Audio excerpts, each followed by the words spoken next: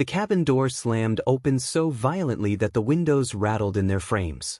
Standing there was Patricia Harrington, president of the Pine Ridge HOA, her face contorted in rage as she leveled a trembling finger at me and my dinner guests. She sucked in a furious breath, ready to launch into one of her notorious rants about noise violations or unauthorized events. But then she saw him, the State Attorney General, Daniel Morrison, sitting at my dining table, holding a fork with a piece of grilled salmon halfway to his mouth. Daniel set his fork down with deliberate slowness, dabbed his lips with his napkin, and raised a single eyebrow in a manner only seasoned lawyers seem able to master.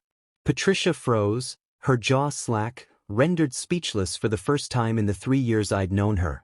Let me rewind and explain how we ended up in this moment. My name is Robert Sullivan, and I own a lakeside cabin that's been in my family for 4 generations. My great-grandfather built it himself back in 1922, decades before the Pine Ridge development even existed. The cabin sits on 5 acres of private land, completely outside the HOA's jurisdiction. But try telling that to Patricia Harrington. Patricia arrived in Pine Ridge about 5 years ago and immediately threw her hat into the ring for HOA president. She won the seat, promising to clean up the neighborhood and uphold standards. In reality, she became the neighborhood dictator. She'd measure lawn height with a ruler, issue violation notices for trash cans left visible from the street for more than 2 hours, and once fined a family $300 because their daughter's chalk drawings on the driveway were deemed unsightly. About 6 months ago, my cabin became her new fixation. Despite not falling under HOA authority, she claimed my property's proximity threatened neighborhood property values. First, it was noise complaints, alleging she could hear my occasional weekend gatherings from half a mile away. Next, she accused me of litter blowing into HOA property, even though a dense forest separates us. Last month, she escalated her threats, warning me about supposed illegal visitors and unlicensed short-term rentals. The truth is, I rarely have company. I'm a wildlife photographer who thrives on solitude. But this particular weekend was different. My college roommate, James, was in town and brought along a few of our old university friends for a reunion dinner. One of those friends happened to be Daniel Morrison, who'd gone from our college debate team captain to becoming the state attorney general. We were keeping things mellow, 5 old friends reminiscing over grilled salmon and craft beer on my deck. The only sounds were laughter and the occasional clink of glass. Apparently, though, Patricia had been peering through her binoculars again. She must have spotted the cars in my driveway and decided it was her moment to swoop in. I was just plating the salmon when I heard her determined footsteps crunching up my gravel driveway. I recognized the brisk cadence of her heels from previous confrontations. Usually, she at least knocked, albeit aggressively, but not this time. The door burst open, and Patricia stormed into my dining room like she owned the place. She wore her usual ensemble, crisp khakis, a Pine Ridge HOA polo shirt, and a clipboard clutched tightly in one hand. Her face was flushed with self-righteous fury as she launched into her prepared speech. "This is absolutely unacceptable," she proclaimed, brandishing her clipboard. "I have documented proof of multiple vehicles on this property, which constitutes an unauthorized gathering under HOA Regulation 7.3. Additionally, I have reason to suspect you're running an illegal vacation rental, violating county ordinance." She stopped cold when her eyes finally registered who was sitting at my table. James still held his beer, paused halfway to his lips. Mark, another college buddy, sat frozen with his napkin suspended in midair. And Daniel Morrison, the state's top legal authority, was regarding Patricia with a gaze as sharp as a cross-examination. "Ma'am," Daniel said in the calm, authoritative tone I'd heard him use during televised press conferences, "I'm going to need you to explain why you just entered this man's home without permission." Patricia's clipboard quivered. Her eyes darted between Daniel's face and the official state seal visible on his jacket draped over a nearby chair. "This is HOA business. I have the authority to—" "Do you have a warrant?" Daniel cut in smoothly. "Are you a law enforcement officer?" "No, but I'm the HOA president, and this property is affecting our community standards." Patricia blurted out, trying to regain her footing. Daniel rose to his full height, towering at 6 feet 3 inches, casting a long shadow over Patricia's much smaller frame. "Ma'am, what's your full name?" "Patricia. Patricia Harrington," she squeaked, her voice noticeably softer now. "Miss Harrington, are you aware that entering someone's home without consent is considered criminal trespass in this state? That's a Class A misdemeanor, punishable by up to 1 year in jail and a $5,000 fine." The color drained from Patricia's face. "But the HOA rules clearly state." "The HOA rules do not supersede state law," Daniel said evenly. "And as I understand it, this property isn't even part of your HOA. Robert, is that correct?" I finally managed to speak. "Yes, that's right. My cabin predates Pine Ridge by 60 years. I've explained this to Ms. Harrington multiple times." "I see," Daniel said, turning back to Patricia. "So you've entered private property outside your jurisdiction, without consent, and disrupted a private dinner party. Ms. Harrington, are you aware you could be placed under arrest right now?" Patricia's hands trembled so violently that she dropped her clipboard. Papers fluttered across my hardwood floor, violation notices and surveillance photos she'd snapped of my cabin from the roadside.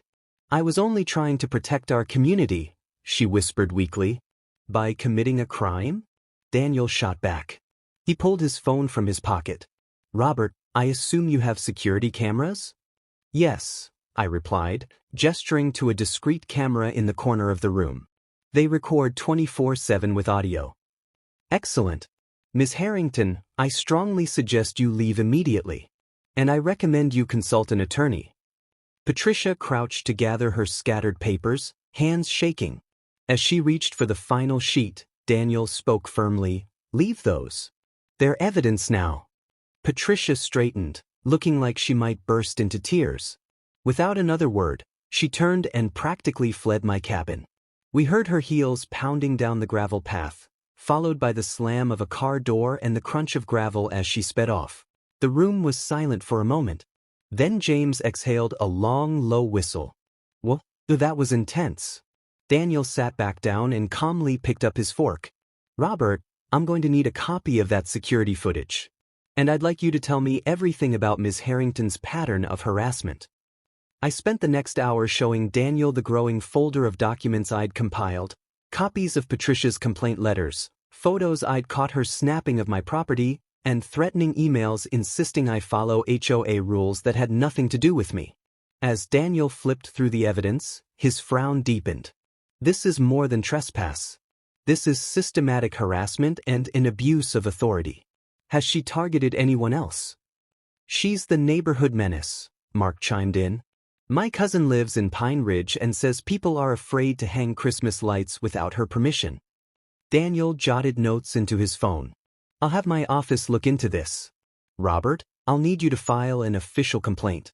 This behavior from an HOA president is completely unacceptable." Though we tried to resume our dinner, the mood had shifted. The reunion laughter was dampened by Patricia's explosive intrusion. As my friends were preparing to leave, Daniel pulled me aside. "I'm sorry this had to happen during our get-together," he said, "but I'm glad I was here to see it firsthand. People like Patricia think a little authority gives them permission to stomp all over other people's rights.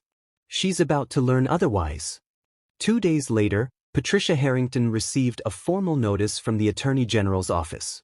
She was under investigation for criminal trespass, harassment, and abuse of authority. The notice also ordered her to stay away from me and my property, or she'd face immediate arrest. That same day, the Pine Ridge HOA board held an emergency meeting. My neighbor Tom, who lives just inside the HOA boundary, gave me the scoop. According to him, the meeting was utter chaos. 3 board members resigned on the spot, not wanting to be tangled up in potential criminal charges. Others demanded Patricia's immediate resignation. Patricia tried to defend her actions, claiming she'd only been safeguarding property values and neighborhood standards. But when the board's attorney explained how much legal liability she'd created for them, the vote was unanimous. Patricia was removed as HOA president effective immediately. But the saga wasn't over. The Attorney General's investigation revealed Patricia had trespassed onto at least 4 other properties under the guise of HOA business. She'd also been imposing fines without proper board approval and keeping part of the money for herself. 3 weeks after crashing into my cabin, Patricia Harrington stood before a judge. She pleaded guilty to 1 count of criminal trespass and 2 counts of harassment. The judge, who coincidentally was an old colleague of Daniel's, didn't mince words. "Ms. Harrington," he said gravely, "you abused your position as HOA president to harass your neighbors, violate their privacy, and disregard their property rights. Your conduct isn't merely illegal, it's a betrayal of the trust your community placed in you." Patricia stood at the defense table, looking nothing like the domineering figure who'd terrorized Pine Ridge. In a somber gray suit, she seemed small and crushed. "I hereby sentence you to 6 months in jail, suspended pending 2 years of probation," the judge continued. "You are also fined $5,000 and ordered to complete 100 hours of community service. Furthermore, you are permanently barred from serving on any HOA board in this state." Patricia's lawyer had warned her this might happen, but hearing it aloud struck her like a physical blow. Her knees gave slightly, and she clung to the table for balance. 6 months suspended, a $5,000 fine, and a lifetime ban from HOA boards. Her reign of terror was over. "Do you understand these terms, Ms. Harrington?" the judge asked. "Yes, Your Honor," Patricia murmured, tears streaming down her face. Her era of neighborhood tyranny had officially come to an end.